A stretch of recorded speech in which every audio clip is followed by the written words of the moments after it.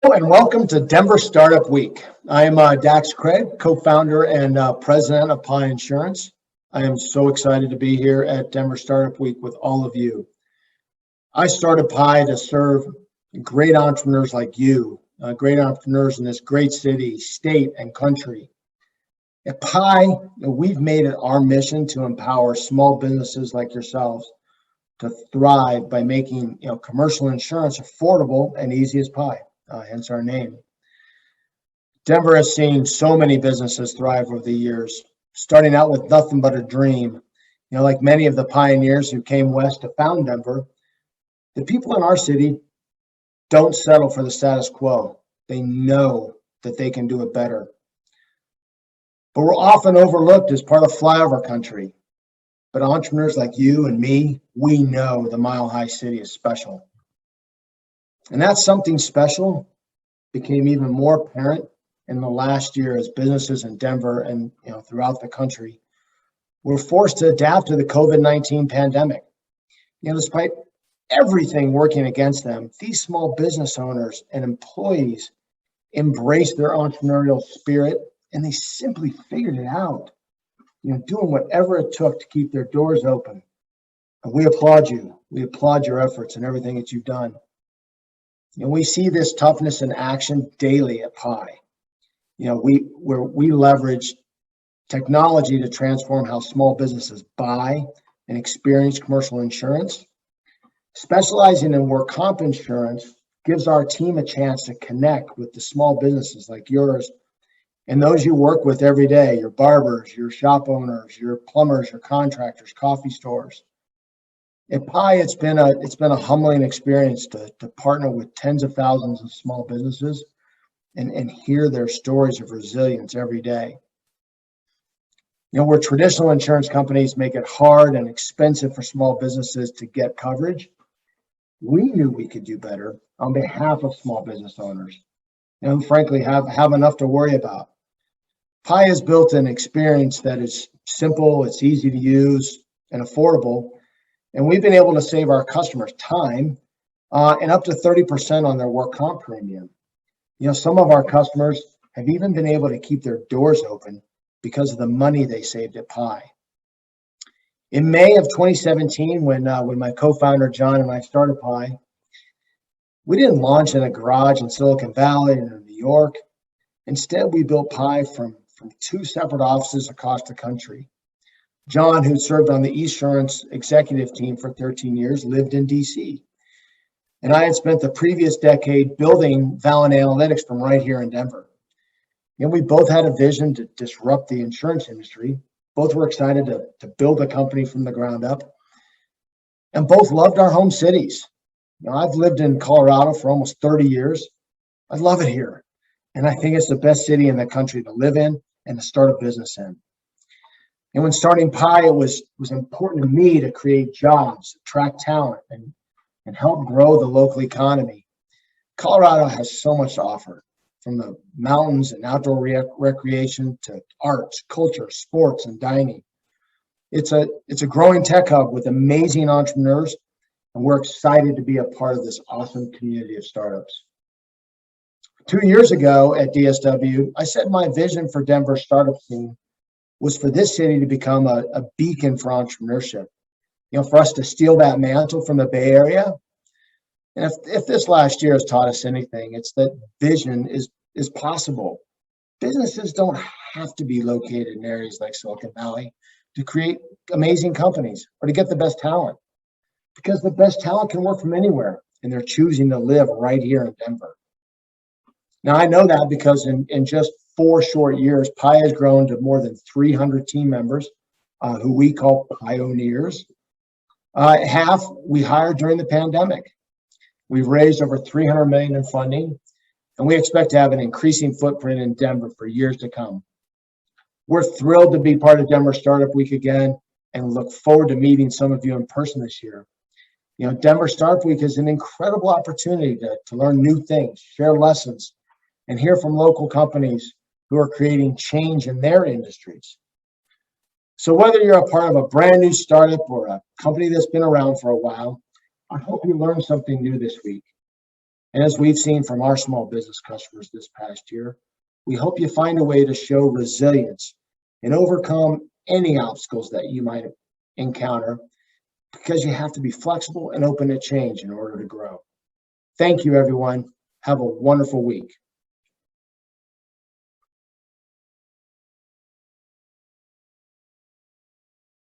To support the startup week. I'm going to be doing events all week with this event. We are so proud of this. I grew up with this event. We grew up together. And I'm proud that you all are in Denver. Those of you who are Denver entrepreneurs, we love you. We want you to be successful. We want you to be the next Amazon. And guess what? When you do that, stay your tail right here in Denver, Colorado. We're going to support you. And those of you who are in from Denver, we want you to know that it is a priority for us to build an ecosystem to help our entrepreneurs and our ideas grow. I was just telling Brian that one of the things that we're doing, he talked about his Black Accelerator. I said, you know, Denver made about $70 million in taxes last year on marijuana sales. And while many people are making millions of dollars on it, there's still men and women who are either burdened by marijuana possession records or in jail for it. And so we're going to take a percent of these taxes that we're already collecting, and we're going to set them aside in an equity fund. And we're going to help women and minority entrepreneurs start their ideas, grow their businesses, and get strong. It is time for us to level the playing field and create that, remove that barrier to access to capital. So I'm proud to stand with Amazon and others who are doing the same thing. And I want you to join. We want you to know in Denver, we're ready to support our entrepreneurs and our small businesses grow. We want you to stay in Denver. We want you to fly and soar and be successful. And we want you to be global right here in our city. This idea started from this little powerful, powerful mind that we had in Denver. She is one of my dearest friends, and I mean that. But she's also been one of my most treasured partners as mayor of the city for the last 10 years. She is the CEO of the Downtown Denver Partnership. She came to me over 10 years ago with this idea and said, we want you to be our partner. We want to grow our ecosystem. And as a result, here we are. There are only 300 people here today because of COVID. But I'm telling you, this is the first time I walked into a startup event in Denver that was not standing room only, that didn't raise the roof with the rockets that they were creating, that did not create millions of impressions around the country, around the globe, really. You'll do that online. But I want you to know it started with her idea, you'll see and talk to in just a minute. But I want you to know, I want y'all to give her a hand, because every wonderful thing, Amazon and Startup Week in Denver, starts with that golden nugget where someone says, aha, why don't we do this? She brought it forward. And I want y'all to stand on your feet and help me to bring to this stadium one of the most, pound for pound, the most powerful person I know in the globe. My dear friend, the CEO of the Downtown Denver Partnership. Y'all make some noise from the one, the only, Tammy Duran.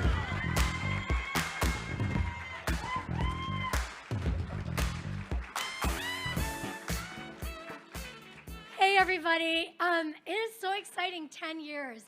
I think that back in the day when my co-founders, Ben and Eric, we came together and worked with the community to really envision what this could be.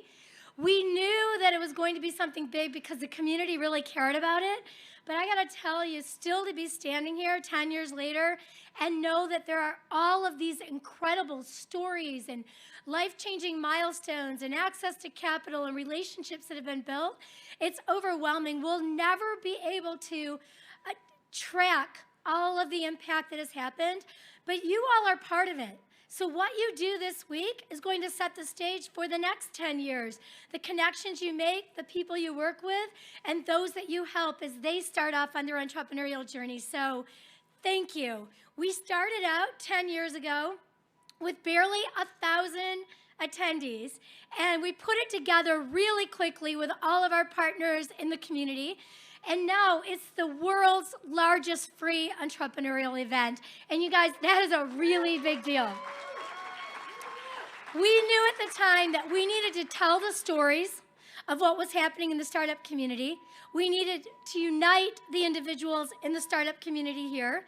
We needed to get them resources, and we needed to make sure that if you weren't starting up here, that you knew Denver was a place that you could do it and that you could succeed. And so here we are with many of those success stories.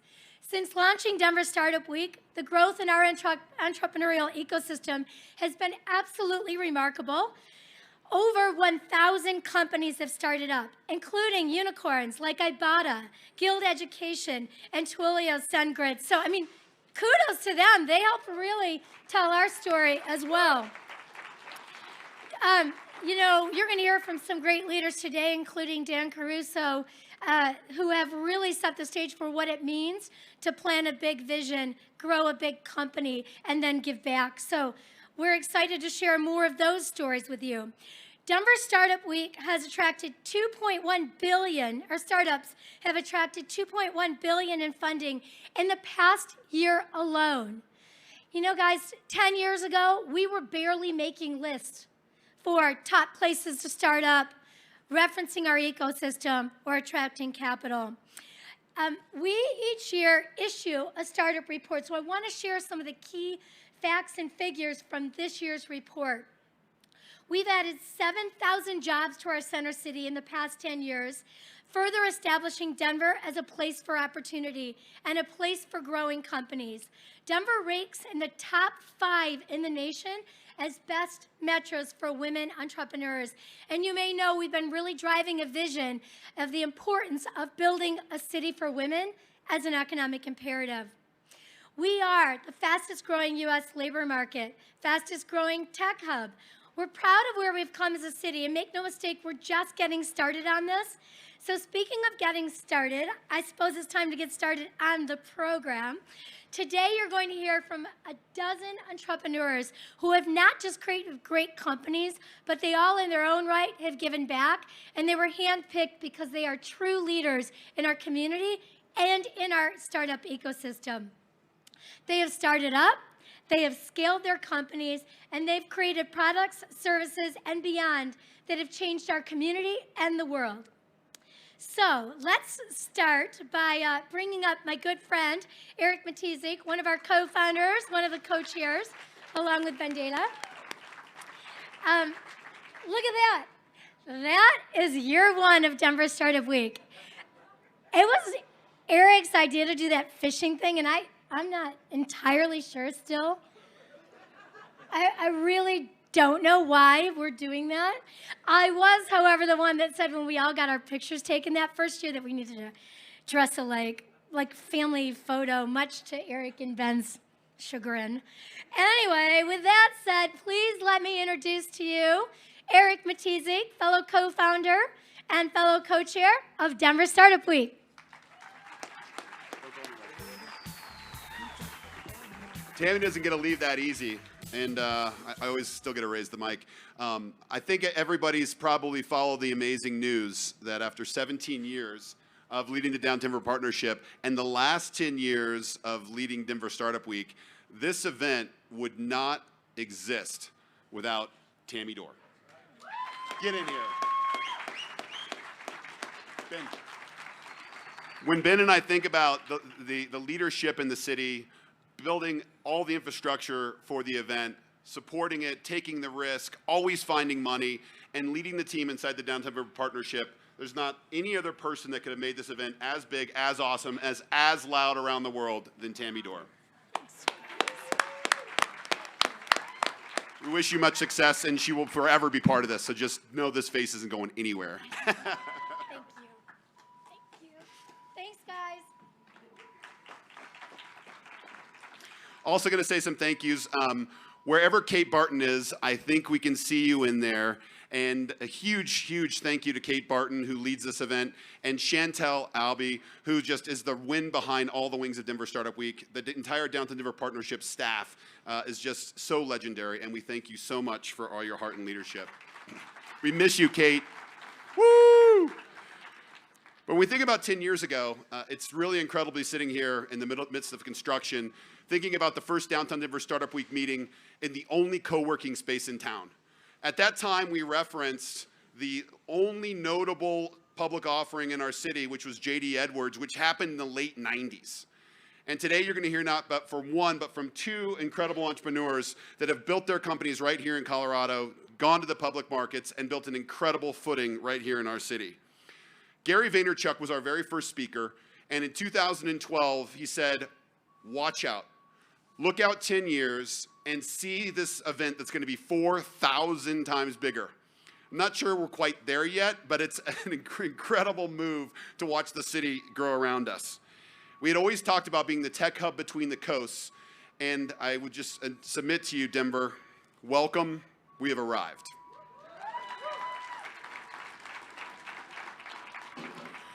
But most importantly, those of us who build companies know the most important currency in every single business in this city is people. People build companies, people build communities, people build the heart of our city, and you are our voices of what Denver is supposed to be, is, and will become. And it's my pleasure today to really introduce you to not one, but two amazing entrepreneurs who are people first, who give with everything that they have, who have built amazing teams, and most importantly, have given back to this city and Colorado at every single turn. And so with that, I would like to bring up, first up, Duran.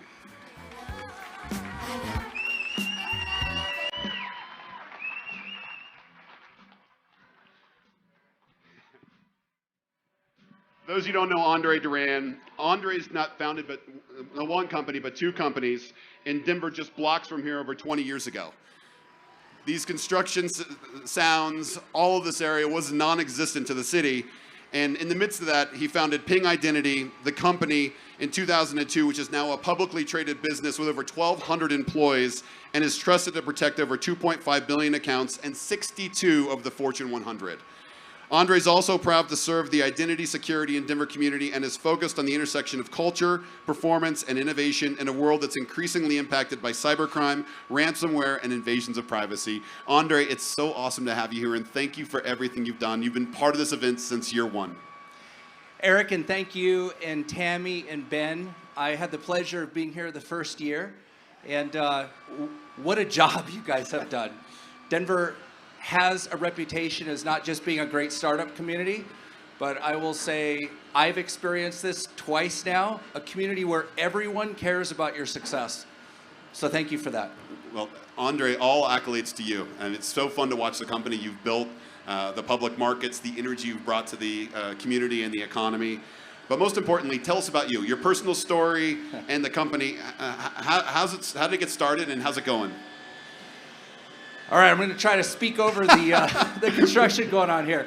So I started about 10 blocks from here. My story is I grew up in California, started a software company out of college, sold it to a company here in Denver, and on a Thursday afternoon, the CEO, when I was talking, said, "When are you moving to Denver?" We had never talked about that. And it was a Thursday, and I said, "How about Monday?" So I packed up 2 boxes.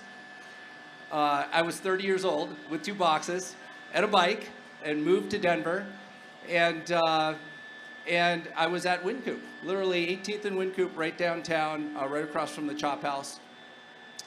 Stayed there for 2 years, got an idea for instant messaging with a company called Jabber. Started that company in 2000, right about 2000. About 2002, I got an invite to my friend's sailboat off of Caracas down in Venezuela, the ABCs. I went down there for the first time and had the brainchild for Ping Identity. I said, "What's more important than your identity online?" And I remember talking to my friend when he came up that morning. I said, "Hey, I think I thought of my next business." He said, "What's that?" I said, "Identity." He said, "How are you going to make money?" I said, "I'm not exactly sure yet, but it seems important. Maybe I can sell an identity server." So 20 years later, we sell a lot of identity servers to protect all of you with all of your bank accounts and healthcare information and other things like that. So it's been an amazing, amazing journey where you pretty much just follow your heart and keep going one step at a time. So Andre, you've been able to see the city grow from when you started Ping in 2002 to today. What are some of the biggest things that you think really created the environment that we're in? And what are those milestones that most mark your time in Denver? Well, I would say the one thing I really notice about Denver, and I think it's synonymous with a good culture both inside of a company and inside of a community, is that it's not a dog-eat-dog environment. It's not you win, others lose. It is absolutely a win-win. Everyone is somehow vested in your success, and you feel it. And people go out of their way to say, "How can I help you?" So it happens here with Denver Startup Week. It happens within the entrepreneurial community. It seems like everyone has a pay it forward sort of an attitude here. We all recognize that we've been helped throughout our careers throughout our entrepreneurialism. There's always other entrepreneurs that seem to be stepping in saying, hey, how can I help you? And I think that pretty much embodies the feeling and the culture of Denver. So in the midst, we've got a lot of unicorns that are starting to track on your success. When you think about the success over the next 20 years, what allows us to sustain that? Well, look, I was going to say there's many definitions of success. And I'm a fan of what I'll call the balanced success. People can point to the financial success and the growth and miss ultimately what's important in life. And so I think the definition that Denver has, and what I would hope that we keep over time, is that we don't create a myopic or narrow view of success. It's how do you win on all dimensions? How do we not give up our humanity or the things that are truly important in life at the end of the day in the pursuit of what the media and others call success? So winning on all dimensions is maintaining your health, maintaining your relationships, being cognizant of how you spend your time. Obviously, early in a startup and early in your career in life, you're willing to sacrifice a lot of those things to get ahead, and that makes sense. But in the grand scheme, I would hope that Denver represents sustainable, long-term, true, meaningful success, and not the one-dimensional success that we often hear about. Andre, thank you for all you do. Thank you is too small of a word for what you've given to Denver over the last 2 decades. And really appreciate your heart for the city, building your amazing company here, and all the Ping Identity leaders around the world. Thank you for everything you do, and thank you for being with us in year 1. A huge round of applause for Andre Duran, please. Thank you. Thank you. Next up, I would like to introduce you to another visionary leader, Miss Amy Zupan, the CEO of Vertifor, who will be joining us via video. Hi, Denver Startup Week. I am Amy Zupan, a CEO of Vertifor, and I am super excited to be here virtually with all of you. You know, we're coming up on our 5th year anniversary of having our headquarters in Denver, and we are proud to be a part of this vibrant tech and entrepreneurial community. You know, we chose to make our home in Denver in a large part because of the exceptional talent pool, the growing tech scene, and the entrepreneurial spirit of this city. Our experience in the last 5 years has absolutely validated our move. We have grown our company significantly since relocating to Denver, with more than 700 professionals in the Denver office today. And we look forward to continuing to grow alongside the Denver tech and business community well into the future. We are honored to be in the company of so many innovative, talented, and exciting businesses and professionals, and we are very proud to call Denver our home.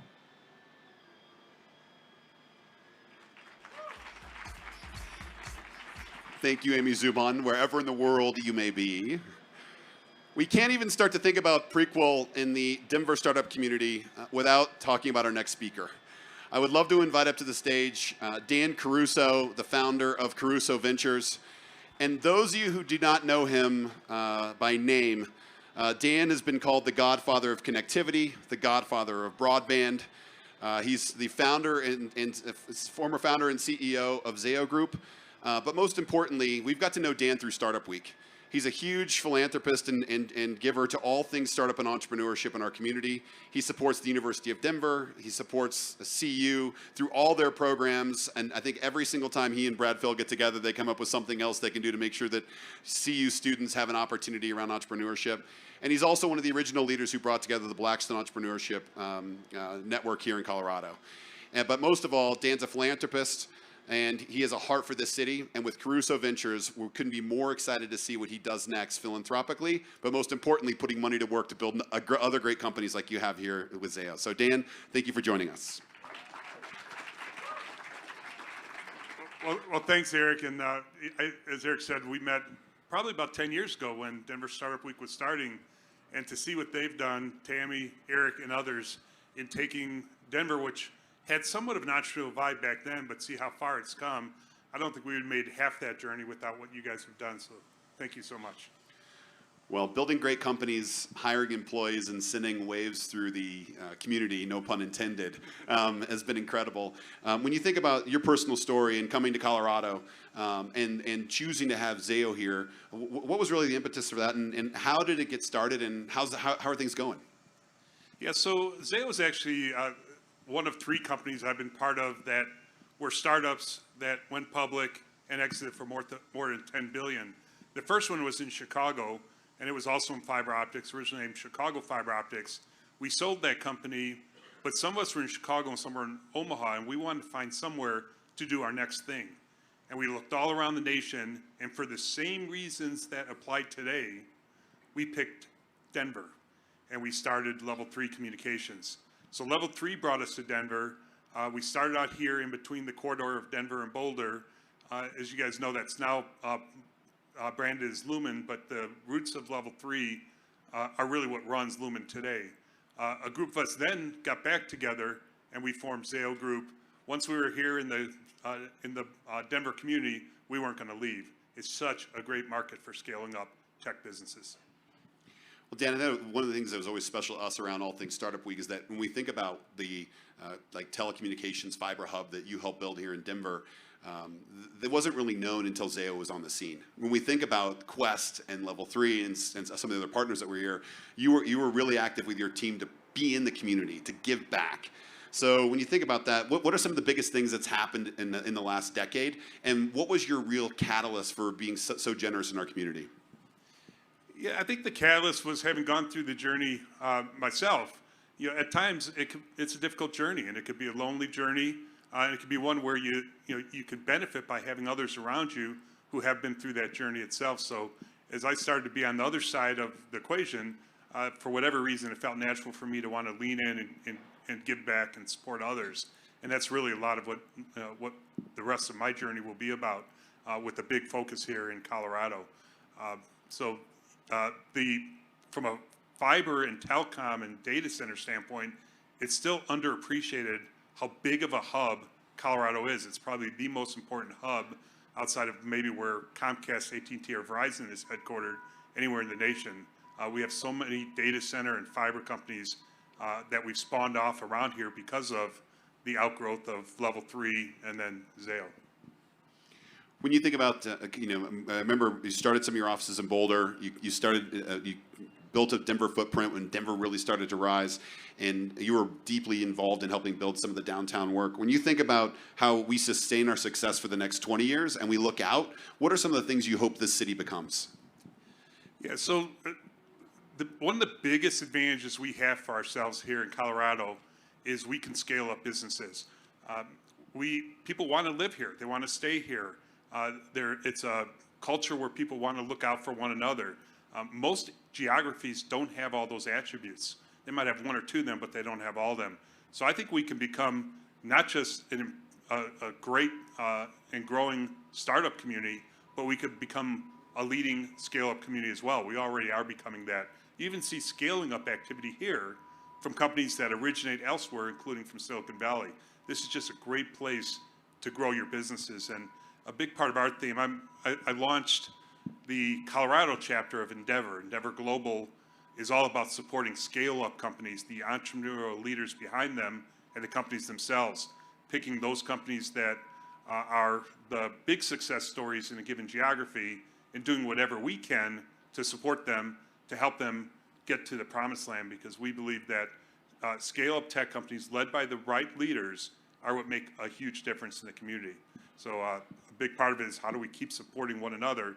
How do we keep looking out for how to help those who are on the journey kind of get through that journey in a positive way, stay here in Colorado, and keep growing more and more ecosystems around here? So being one of the early founders of both Blackstone Entrepreneurship Network and Endeavor, you're obviously deeply rooted in some of these big companies that we showed on the screen earlier that are scaling really successfully. Any tips for or rules for the road, or any risks that you see in our future, or is it just smooth sailing? I really don't see any huge risks here in Colorado. I do think that we are on a really good track. The culture of the entrepreneurial community in Colorado is like no other, and we hear that from groups outside of Colorado when they observe what is going on here. other communities want to be like ours. How does the community support each other so well? And I think as long as we keep reminding ourselves that this is our journey together, we're creating multiple business, multiple ecosystems that benefit us all. As long as we keep thinking about the broader community as we build up these entrepreneurial ecosystems, we will be strong and stronger and stronger as time goes on. Dan, thank you so much for all you've done. Thanks for all you're doing right now. And thank you for everything that you're going to do, because we know you're going to do amazing things for all things Denver and Colorado. Huge round of applause for Dan Caruso, please. Thank you. Thank you, thank you, thank you. And pro tip of the day, watch what Dan Caruso does next, because it's going to lead to the biggest companies in the state. Next up, we have a video. Before we get on to our next conversation, Denver Startup Week, and especially Women Who Start Up, wouldn't be what it is without Lizelle Van Buren. So you're going to be able to watch a quick video about all things Lizelle and her impact over the last 10 years. Well, what's up, everybody? It's Lizelle Van Buren here, your founder of Women Who Start Up and the co-founder at undoc.com. Listen, I wanted to wish you all an extremely happy 10th Denver Startup Week anniversary. 10 years. That is hard to believe. Where has the time gone? And we are not getting any younger, are we? Listen, in 2013, I coined, which was only the second Denver Startup Week ever, I coined this little event called Women Who Start Up. And you know what? Like almost 200 people showed up. And today, we've grown into thousands of members. It has been one of the most remarkable pieces of my entire life.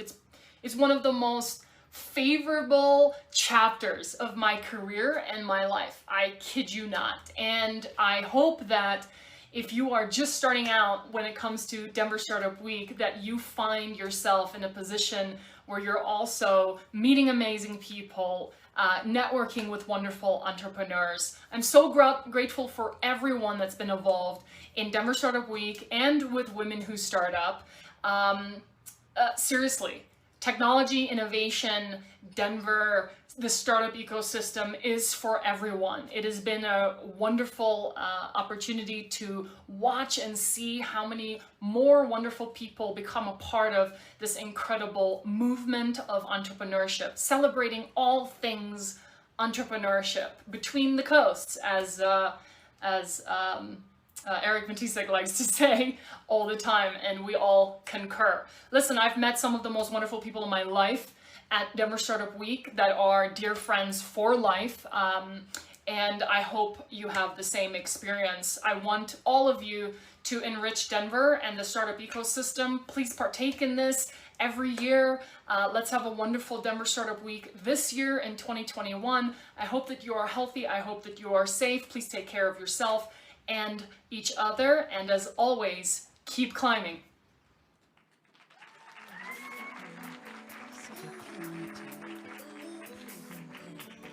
Hey, good morning, Denver. My name is Ben Data. I'm the CEO of Food Maven and one of the co-founders of Denver Startup Week. Also, big shout out to everyone joining us virtually this morning as well.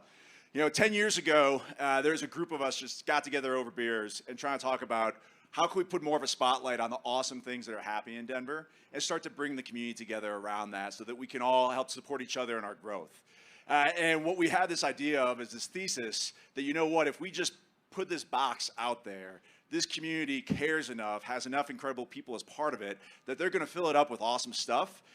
And it's just going to continue to go and gain even more momentum. And I don't think even back then that we could have thought that this would still be going on this strong 10 years from now and make a big thing. So incredible shout out and a thank you to all of you and all the community members who have given to Denver Startup Week over the last 10 years.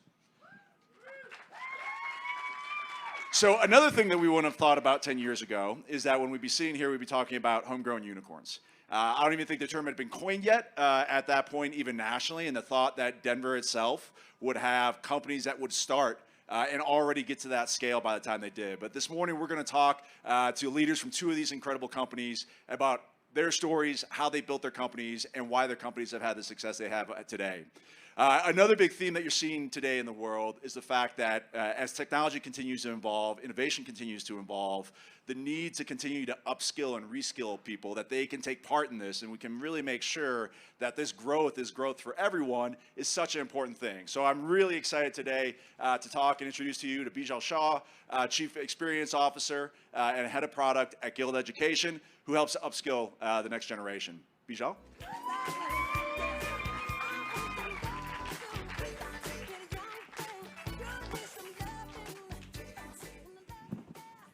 Good morning. Good morning. I'm not going to lie, it's my first public outing, and so, getting my bearings. Yeah, exactly, right? We're all kind of getting back into it again. So the 10-year story. 10 years ago, Guild wasn't around. So in the last 10 years, talk to me. What's the Guild story and the growth that you've all seen and what's happened with yourself and the company? Yeah, so we started around 6 years ago, and our growth story has been going from 0 to 1,200 employees relatively quickly here in Denver. Our CEO, Rachel Carlson, is from Denver, went to East High, for those of you who might have gone there, and decided that she wanted to make the roots for Guild Education in Denver. And so we've been growing rapidly right here. That's awesome. So what have you seen have been the parts of the community that have really helped support the growth and the development of Guild over the last 6 years? Yeah, I feel like I am representative of the growth story of Denver. I had the great fortune of starting at Ibotta when it was in its very early days, and you'll get to hear from Brian here shortly. They took a bet on me, allowed me to come to Denver and let me shine, which then led to my opportunity at Guild. And I had an opportunity to engage with a lot of the folks who participate in Denver Startup Week and are part of the community here. And so over time, met Rachel as well as other leaders in the community and found my next opportunity. And so super grateful to be connected with this community and to also have been able to start at Ibotta and transition my journey to Guild. Yeah, no, absolutely. So obviously a lot of parts of the community have helped support different companies and the rest, but what have been the parts about the community that maybe have been a challenge on it to that we can look to, that areas that we can improve that continue to make sure that we have this type of success in the future? I think the biggest thing for me is diversity. If you look around in the Denver community, there isn't a lot of diversity as it relates to the startup community as well as kind of the professional side of Denver. And I continue to hope that companies grow here, because when they grow here and invest here, diversity increases, and we're able to continue to invest in our communities and help ensure that others get to participate in all of the growth happening here. And so as you think about hiring and talent and bringing folks onto your teams, if you could keep that lens, it would be great for Denver. And I think it's a really important thing to create a thriving ecosystem for business. Yeah, I mean, that is a constant theme that we have here of increasing our diversity and the fact that it makes a stronger community overall. What would be kind of a final word that you'd like to leave with those companies that might be the next unicorns that we talk to 10 years from now at our 20th anniversary? I'll just say it might look on the outside that it is easy. It is very hard, and it's a lot of hard work, and it requires a lot of resilience and persistence. And so as you embark on journeys or are part of companies where it feels messy, it is messy.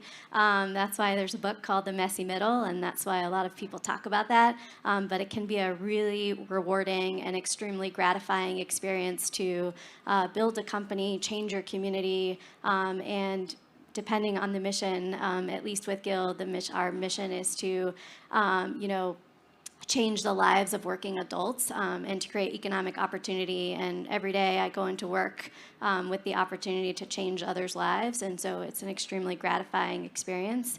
But if someone tells you it's not hard, they're lying to you. Yeah, messy is one way to describe it, for sure. Well, Bijal, thank you so much for having this be your first public outing. It's incredible having folks like you and Rachel as part of the leaders in this community and having a great company like Guild. Thanks for having us.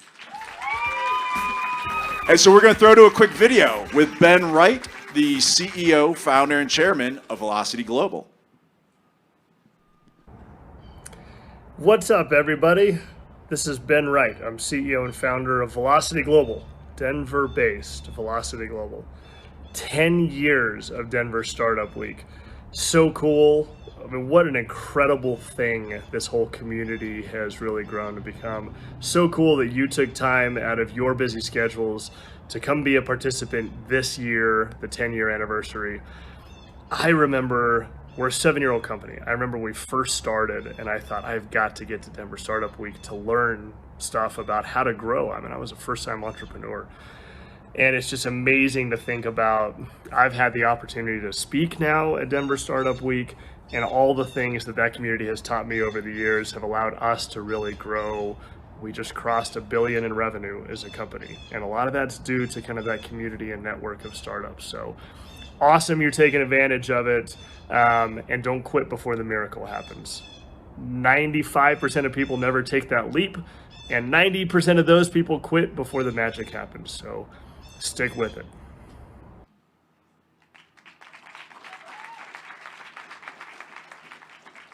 All right, thank you, Ben. Another incredible Denver story and one that's come. And as Bijal already hinted at, we have another great one coming up. So our next speaker, one of the, I think, first homegrown unicorns that we've had here in Denver in a long time, an incredible leader, someone who's really helped to bring together the CEO community in Colorado over a number of important issues over the last year. Brian Leach, CEO of Ibotta.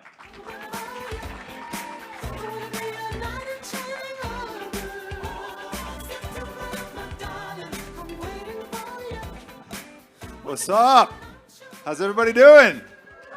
We got the crane, stop making noise. We got a small window of opportunity to communicate right now. Let's do it.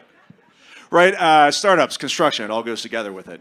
Well, hey, Brian, so obviously in the last 10 years, quite the journey for yourself and Ibotta. Would love to hear more. Tell me more about what the last 10 years has meant to Ibotta. We started out 10 years ago in the basement of a firehouse at 18th and Blake. It was $8 a square foot. There were no windows. We had 25 employees with one toilet. And whenever you flushed the toilet, it made a loud whinnying noise like whee! All of the employees began walking down the street to Starbucks to go to the bathroom, which is when we realized we needed new office space. We're now 3 offices since then, 725 employees, and I feel grateful to be here and be here with all of y'all. That's awesome. Yeah, it's kind of crazy. You already heard from Andre before, the number of companies that 18th Blake, 18th and Wazee, that's been kind of the birthplace for it. Well, so obviously you chose Denver. This is where you grew your company. What was it about the community, why you chose it, but also, too, that's helped support the incredible success that you've all had in the last 10 years? So I was lucky. I just happened to be living in Colorado because it's a beautiful place. I was in a different career. I was a lawyer, partner at a law firm, and I started this company with no prior experience as an entrepreneur or in technology or product. And I was very fortunate that this community existed to teach someone like me what the heck all of that meant. So finding someone like Luke Swanson, who's our chief technology officer, to teach me about how to build a product or how to think about technology. So the place really picked me up and educated me. I went to Boulder, Denver New Tech meetups. I went to the Techstars gatherings, and I was just completely clueless, honestly. I didn't know how anything worked. And if I had been in a different community where the Dan Carusos, the Andres of the world hadn't been willing to take my call or teach me what they had learned, I'm sure I would have given up before the miracle happened. So just very grateful that folks were willing to teach me the ropes a little bit. Yeah, absolutely. As we've talked about a lot, that give first mentality is something I think that really sets us apart and really has been made us successful.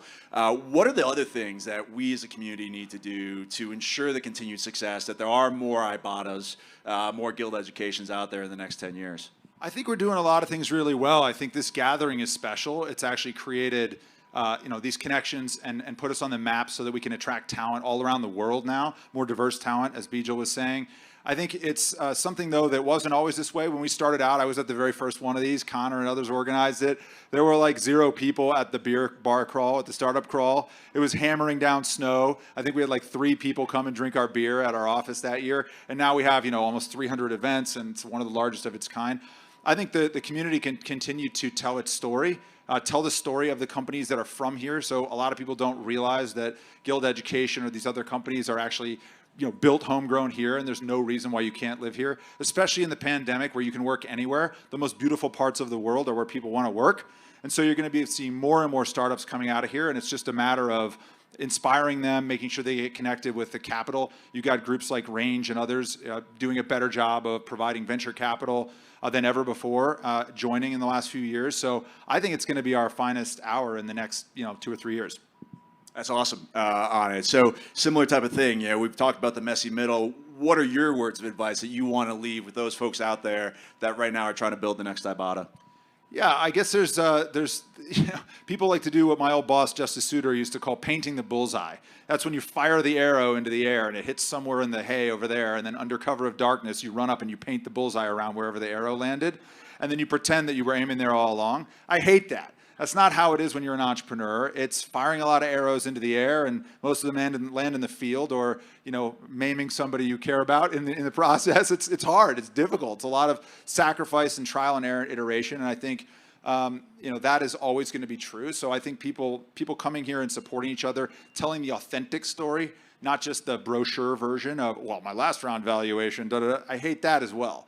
So this has always been a place where people are much more real about the lived experience of being a startup entrepreneur or a founder. And I think that's why some people feel encouraged, because the first thought is, I'll never make it. Why would I try? This is going to be too hard. And I think if you just try, you'll find people are there along the way to kind of help you figure out the next alleyway you need to go down. Yeah, absolutely. Well, it's been absolutely incredible to watch the growth and success of Ibotta over the last 10 years, Brian. And again, thank you for your leadership and what you've done to help to rally the community around it. Thanks, Ben. Thanks, everyone. Have a great day.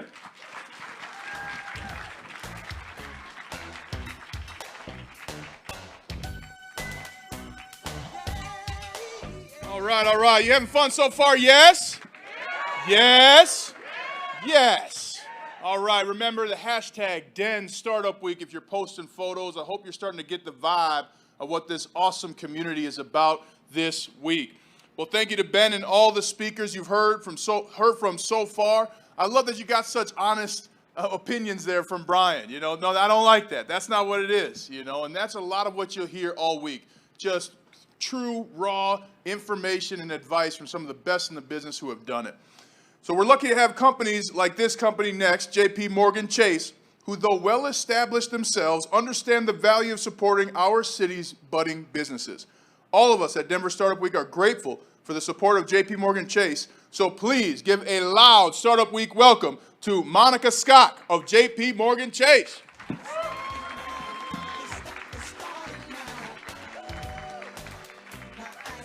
Good morning, everyone. I'm Monica Scott from JP Morgan Chase. The mayor mentioned that his photo was 10 years younger. Mine is 15, so I need to get that on my to-do list this year. It is my great honor to be here. This is our 10th year of sponsoring Denver Startup Week, and we've really been in the trenches of partnering with the Downtown Denver Partnership, with Ben and Eric and Tammy, to celebrate and support everything entrepreneurial in this community. A lot of the entrepreneurs that you've heard from today have spoken about the unique characteristics of the Denver and the Colorado entrepreneurial community. And being a fifth-generation Coloradoan myself, but having had the opportunity to work in many, many large cities, there is something unique here about us having each other's back and helping each other through a lot of challenges. That's also what we do as a bank. We help people start, build, operate, and innovate. That can't happen without this thriving community. That can't happen without Denver Startup Week. In bringing the community together, the business community, the nonprofit community, the governmental entities, to come together and support everything that you're doing. And also to overcome local challenges. These last couple of years have thrown a couple of extra challenges at all of us, but I think that we've really come together in a resilient way and a cooperative way to break through and look forward and come here together in a hybrid fashion. We're all learning how to operate in a hybrid fashion these days. JP Morgan is deeply committed in its communities. We're oftentimes known as and understood through our brand as a really, really big bank, but we operate at a deeply local level. In the last year, we've donated over $8 million to this community, just this community, to support career readiness. Thank you, appreciate that. And we really try to focus these dollars on career readiness, on affordable housing, on entrepreneurship. Just in the last number of days, we've announced $1 million over grants for affordable housing to the enterprise community partners and also the Neighborhood Development Corporation through the Denver Foundation. And the other thing that we do in a really, really big way that oftentimes isn't understood at the local level, but is focused very intimately at the local level, is something that we announced last year, which is a $30 billion investment to advancing racial equity. It's something that, thank you. It's something that our firm takes really seriously and has been doing for decades, well before 2020. We're showing up in, I think, more of a public way in this regard now. And this $30 billion is focused on a few pillars. It's expanding affordable housing and home ownership for underserved communities. It's growing specifically Black and Hispanic-owned businesses. It's improving the financial health and access to capital and access to banking. We're building retail branches in locations that most banks don't want to go in order to expand financial literacy and get dollars into Black and Hispanic-owned businesses. And we're very, very focused, being a leader at JP Chase, I know this every day of my life, in building a diverse and inclusive workforce within our four walls as well. These last 10 years, I think, have been transformative in this community. And we as a firm have been incredibly fortunate to be a part of the Denver Startup Week family. We're committed to entrepreneurs and this local ecosystem. We've heard a lot about ecosystem today, and we all play a part. And we really appreciate the opportunity and are honored to be a part of Denver Startup Week, as we have been in the last 10 years and as we are this year. Thank you. Enjoy hearing from the rest of the entrepreneurs this morning.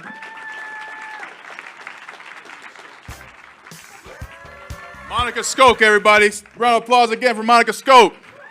JP Chase. Maybe she'll bring her friend Jamie Dimon sometime. Yeah. Well, we've heard from some great stories and guests today. And to keep the conversation going, join me in welcoming back Ben Data, who will be moderating our next conversation between Lee Mayer, co-founder and CEO of Havenly, and Eddie Kim, co-founder and head of EDP at Gusto.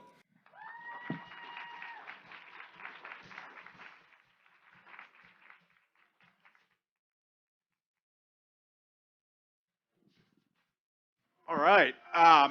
We talked a little bit from those who have been here for a while. We talked about the unicorns that are homegrown here, but there's been another theme in the story of Colorado and Denver over the past 10 years. It's our ability to attract great people and great companies from somewhere else. I think for a long time, Denver was kind of known as the airport you flew into to go skiing for a lot of those from the coast. But it's not that anymore. Now it is actually a destination itself. And so for that, definitely excited to have a chat today with Lee Mayer, Havenly, who we stole from the East Coast a number of years ago, and Eddie Kim, co-founder of Gusto, a great company that's made their second headquarters and done a lot here in Denver. So welcome to both Lee and Eddie. Thanks for having us. All right, so Lee, let's start with you. Why Denver? Well, 10 years ago, in all fairness, I didn't even know Denver was a place I'd ever be. I was a quintessential New York City girl, which means I didn't really think any other cities exist. You probably know them and love them in your life. They you just sort of think about California and then the East Coast. And as Tammy mentioned, Denver hadn't really hit the radar in a real way. I moved out here kicking and screaming. I did not like it when I first got here. I felt like I was always overdressed. I actually still am always overdressed, but I just own it now. It felt like I wasn't finding my people here. I was, in many cases, often the only brown person in a group of people. And it took me a minute. But I think somehow, the sunshine, the sunny personalities of the people, and the fact that the ecosystem was super welcoming really helped me sort of embed myself in this fantastic community. And here we are, 9 years later. Here we are. You haven't run off yet. Not yet. Eddie, how about on the Gusto side on it? Because obviously San Francisco, Bay Area company, hugely successful. What was it that caught your all's eye about Denver? Yeah, so in a funny, coincidental way, Gusto is also celebrating our 10-year anniversary, or as we like to say at Gusto internally, our Gustoversary. And so it's awesome to celebrate the 10-year anniversary together. About 3 years into Gusto, we were growing really, really quickly. This was in 2015. And we realized that San Francisco was not going to be our only headquarters for the company. And we started this search for a co-headquarter. We were very intentional about not making it a satellite office, but making a co-headquarter of our San Francisco office. And so because it was such an important search for us, we started with literally every single city in the United States, and we applied a bunch of filters to that. And we ultimately came down to 3 different cities. It was Salt Lake City, Austin, Texas, and of course, Denver, Colorado. We had sent out interview teams to all 3 of those cities to meet the people and interview folks for the types of roles that we were hoping to hire in our co-headquarters. And we all came back, compared notes.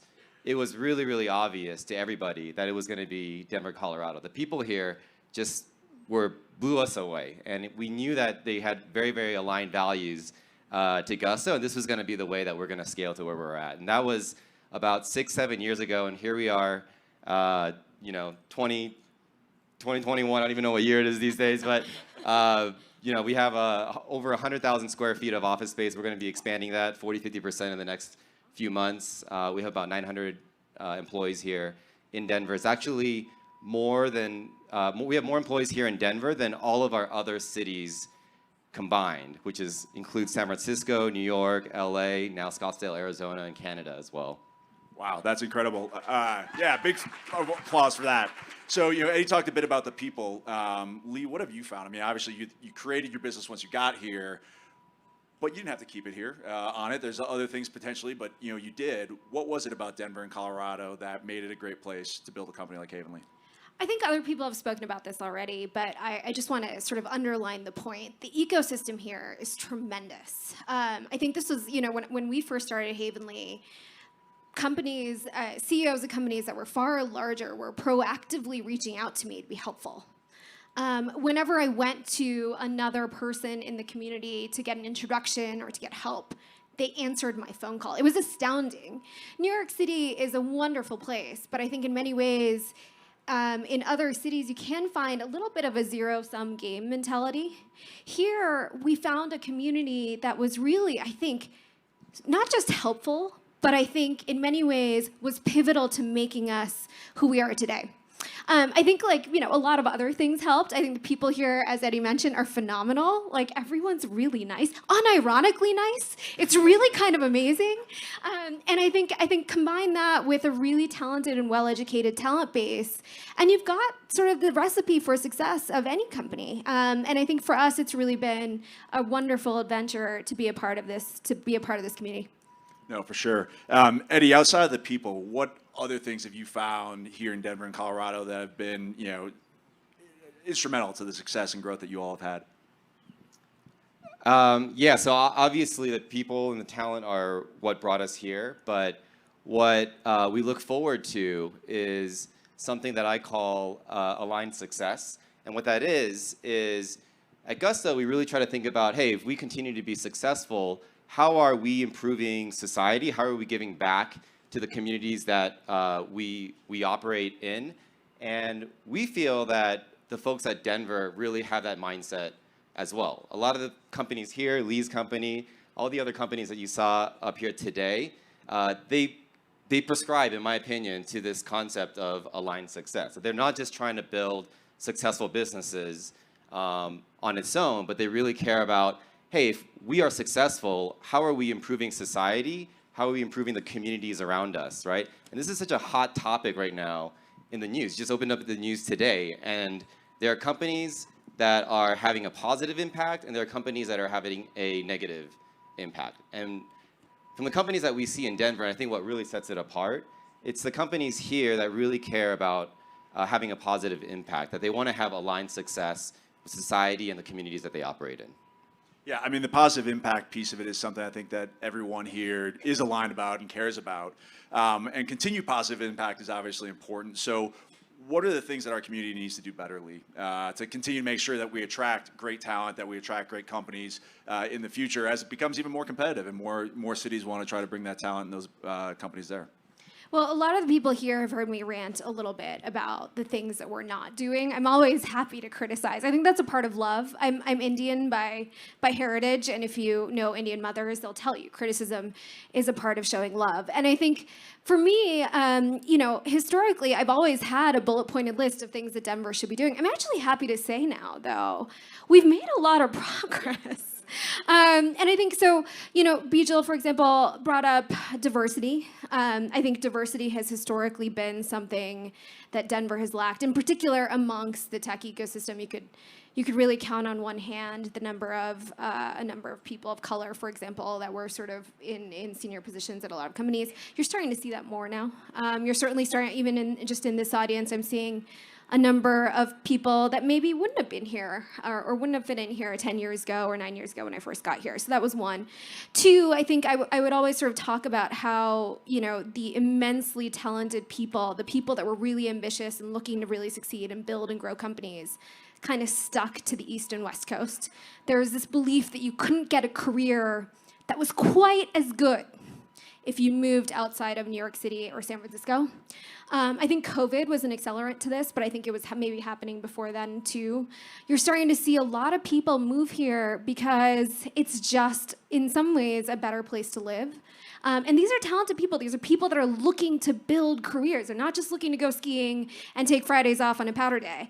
They're really looking to come and build their careers. And I think in a lot of ways, you can't build a company without the people. And I think seeing a lot of these folks move from, your Stanford graduates from California and your Harvard graduates from New York and every other school in between, right? Coming to Denver, Colorado and starting their careers or continuing their careers has been a pretty amazing thing to see over the last couple of years. So it really has. Less criticism this time.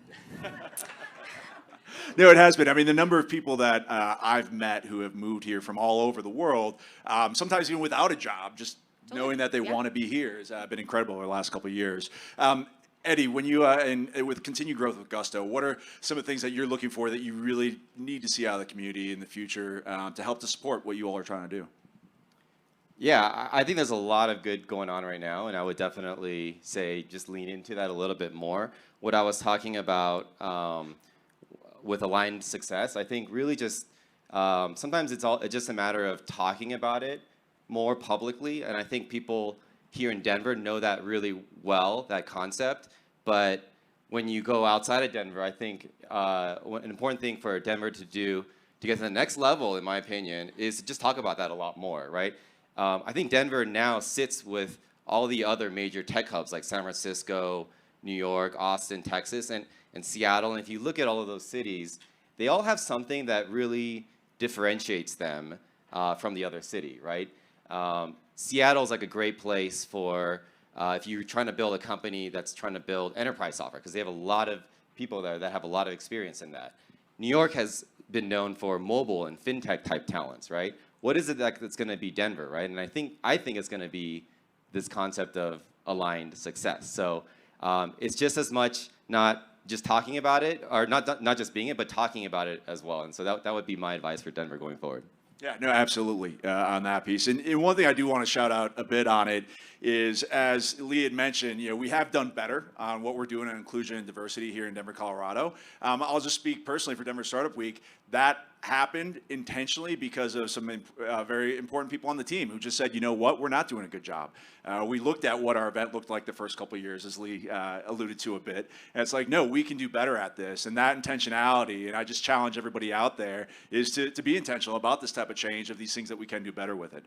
But all I got to say is it's incredible that we have been able to attract the talent of people like Lee and Eddie and companies like Gusto and Havenly. So let's give them a big round of applause. Thank you. Thanks, Lee. Thanks, Eddie.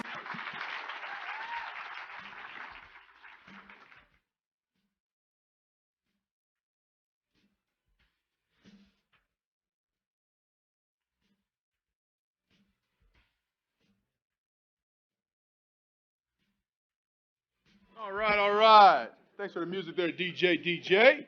I'm going to treat y'all like Super Bowl champions. Is that all right? When we won the Super Bowl, we had a psychopath as a special teams coach. But he did something that helped us win. It's called stand up, shake it out. When I say stand up, move your shoulders, move your hips. Ready? Stand up, shake it out. Go ahead, get up. Yeah. Let that breakfast burrito rock down. Thank you, Lee and Eddie. For our final conversation, you sit down, so how about that? Great listening skills, though. Great listening skills. Make sure to reach out to strangers. Say hi. You're in the community. People know you even though they don't know you. But our final conversation, you're going to hear from one of my favorite entrepreneurs here in Denver, and Kwame Spearman. He's the co-owner and CEO of the Tattered Cover. You're also going to hear from Misha Fisher, Chief Economist at Angie. Moderating the discussion will be that pound-for-pound champion, Tammy Dorr. Round of applause.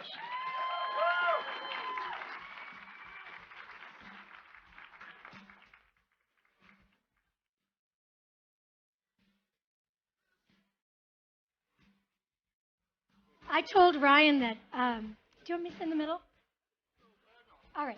I told Ryan that his Super Bowl ring is a bracelet on me, so he said I could have it because it looked good with my outfit, right, Ryan? You didn't hear me. Well, listen, I'm really excited to bring up the next two individuals who are doing some pretty awesome stuff in our community and have some great stories to tell. As already introduced, Kwame and Misha are going to share a little bit about their 10-year journey, but we're also going to be talking about how do you build an ecosystem both inside of companies but also inside of cities. And as you all know, if you know me, my heart lies in building places and spaces where people can thrive. So we'll talk a little bit about that. I think we're going to just start out with a question of talk about your 10-year story. Misha, why don't we start with you and give a little background? I mean, where have you been for 10 years? What's going on? Sure, thank you. Great to be with everybody. I have a very non-conventional 10-year background. I grew up on a small farm in Canada, ended up working for Congress, so feel free to throw things at me if you want. It happens routinely. We do need good people there. That's fair. Then my last role before this one was the chief economist for the state of Illinois. Again, anybody from there, feel free to throw things at me, also fair. And then I came over and now I'm the chief economist at Angie. But, across all that, I also moonlight as an applied stats instructor at Northwestern. And what that's really taught me is it's not a path you would ever sit there and predict. And as a result, when you're talking about startups and growth and those sorts of things, be open to those unconventional paths. Well, I imagine that in Illinois you were basically advising versus causing. I'll plead the fifth. Plead the fifth. We'll go back to that. All right, well, thank you for that. And I do think it just shows that having that array of experiences really helps strengthen wherever you land professionally as well. And I had shared earlier, Angie's been a great partner to Denver Startup Week and to our community, so thank you for that. Kwame, we've gotten to know each other since your arrival back to Denver. You've taken over a beloved treasure in our community. Talk about where you've been and what brought you back. Sure. So if you go back about 10 years ago, I was in grad school. I got a JD and an MBA, which is a nice way of saying I'm in a lot of debt right now. So buy books. Please buy books from independent bookstores. I spent some time in management consulting and commercial real estate in New York City, which explains why I'm wearing the red shoes. And as Tammy mentioned, I recently came back to Denver. I graduated from East High School, grew up here, 6th and Monaco, and it's on days like today, it's so amazing to be back. Great. Well, we talk about an ecosystem a lot. And during Startup Week, we talk about it as it relates to companies integrating with each other. But we do know that in order for companies to grow, we need to build an ecosystem in our community. People need places to go in terms of products and services and restaurants and places to gather. Can you talk a little bit about that and the value of it, but also how it helps build an inclusive place that brings people together? Sure. I love Startup Week because people who are either watching on Zoom or in the audience, you all are innovators, you're creators, you understand growth. And the one area that I'll always push you on is when you're thinking about where to make your impact, a lot of times the areas where we need it most are not really where we go, right? I look at all of the institutions in a place like Denver, things like the Tattered Cover. The Tattered Cover's been around for 50 years. And I can pretty much tell you that if we don't innovate and expand and grow, there won't be a Tattered Cover in the next 5 years. And so the way that we get to this sort of community-based thing is all of the talent that Denver has and is bringing. Let's think about the businesses that we participate and the ways in which we participate. And there's been so much said about small businesses. Go work for small businesses, buy small businesses, innovate in small businesses. Because when small businesses win, our community wins, right? Like it's something I've always thought to be so fascinating is like during times of disruption, right? You know, normal leaders, they look back and they try to figure out how the old rules are going to affect in the new world. But innovative leaders, they just write new rules. And one thing that we've found is that we know how to innovate. We know how to have scalable, tech-based organizations. I think over the next 10 years, let's do that holistically. Because if we do that successfully, I think it's a rising tide. And it's a way in which our community can win. Last thing I'll say is, you know, we've talked about like the differences in cities. Denver is, we all care about this place. And we want to maintain what has made Denver so special. And I think it's the folks who are here who are going to innovate to get that done and really help our community. Great. Do you want to build on that, Misha? I mean, I think the key word that we always think about is the build, right? You're talking about having spaces and a place to live and a place that we're proud of. The perspective that we have on it at Angie is a marketplace for builders, effectively, right? So raise your hand if you noticed more things wrong with your home in the last 18 months, right? I only noticed the prices of homes going up over the past 18 months. So that's a good one. Raise your hand. So among homeowners or new homeowners, raise your hand if you've seen some equity go up in your house, right? So there's a couple $1 trillion in new equity that's out there. We're a marketplace for small entrepreneurs. And so what we always think about is changing the definition of entrepreneur. It's not just, you know, as somebody who likes, you know, hanging out in a coffee shop with a laptop, it's not just that. It's also the people around here who, you know, are making some of this background noise. That's also entrepreneurship. It's an industry with a very, very small startup cost. It's very much similar to tech in terms of the startup being based off of talent rather than based off of strictly capital. And it's also a startup in terms of the business size, the age of the entrepreneurs, all those things. So that's the main thing we have to contribute is, I think, changing the definition and broadening it out to mean more things. Denver has really focused in the growth of our ecosystem on making sure that it's built on relationships with a really strong sense of giving back. So when we talk about this, how do we build community business relationships that are more than transactional? You know, we've done a great job of that to date. How do we keep that alive and growing, that whole give back mentality and not a transactional environment? Trust. The same way you build any sort of relationship is trust. And that means that people don't only do what's in their immediate best interest, that there's a recognition that this is a long-term back and forth that goes on, and that sort of sense of repeated interaction and that you can rely on people. I think that is the universal way to grow any sort of community, including this one. Yeah, it's, the trust factor is interesting, Kwame, because I think you brought a lot of that to our community coming back in terms of what you've been doing. Sure, and I think you've got to align incentives as well. It's one of those things where when you're thinking about the community, communities need different things. And I think if you can actually be a little bit more micro, you can align incentives to where both sides win. I'll give you a really simple example. So we opened a children's bookstore in Aurora, right at Stanley Marketplace. So it's right where Denver and Aurora hit. Aurora is Colorado's most diverse city. It's also a city that has a dearth of bookstores. And we were able to go into the community and give the community something that they hadn't had. The store, as far as titles, languages, et cetera, is one of our most diverse locations. But the reason why it worked is because there were numerous positive outcomes. It's actually already one of the top performing independent bookstores in the country, right? And so I think when you look at, thank you. I think when we look at building community, the old way of looking at it is that we're just doing things for the goodness of our heart. That's not enough. Like, let's do things to win, right? And we can change the definition of winning a little bit, right? So like, I can tell you, I'm not gonna make $1 billion doing Tattered Cover, like talk to Lee about that.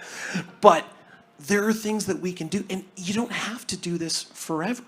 And so if you align incentives, put people in situations where their own development helps others' development, I think that's what you can do. But Tammy, to your point, trust is essential there.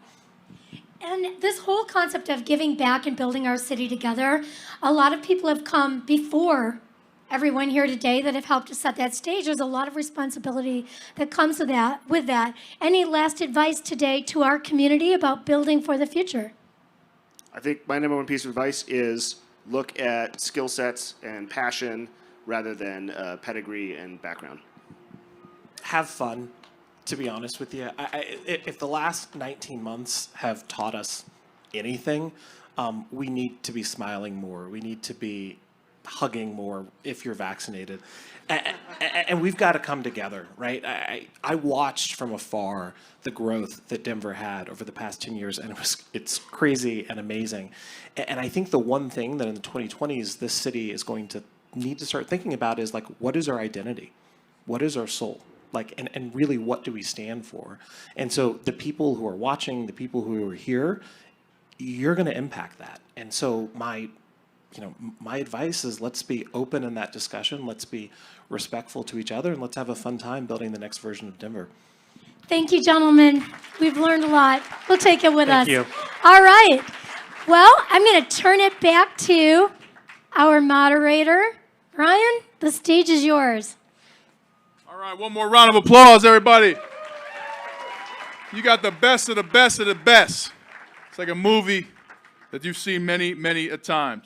So listen, we are going to end today's event. Hope you had a good time. Yes? Yes? You going to have fun this week? Yes? Of course you are. This week is packed with great content. This afternoon, don't miss a fireside chat with CrossFit co-owner and CEO Eric Rosa. Join us at Agave Shores for the Kickoff celebration, sponsored by Southwest Airlines. You get to network with the best of Denver startups at Wednesday's job fair. So if you need a job, go get you one. It's out there for you. All right. That's going to be in the McNichols building. Of course, don't miss everybody's favorite, the puppy panel, as Sarah Jessica Barker defends her 2020 title. Don't miss that four-legged action. Don't forget, stop by the headquarters, too, down there, sponsored by Amazon. It's at the Denver Pavilions. They'll be hosting an outdoor happy hour daily where you can enter in to win a trip on Southwest each day. And join me tonight. I'll be tonight moderating an awesome conversation about the future of sports and technology and where that merges in esports with the CEO of Evil Geniuses, Nicole LaPointe Jameson. She is a bleeping rock star. So even if you don't know about sports or esports, come join us. It's going to be a good time. That's just what some of the many events and opportunities you have. I encourage you to join in, jump in on something that you may think that has nothing to do with you. The people, the stories. This is what makes Denver Startup Week so awesome. Enjoy all of it. Use the hashtag Den Startup Week. Go out there, have some fun. Thank you.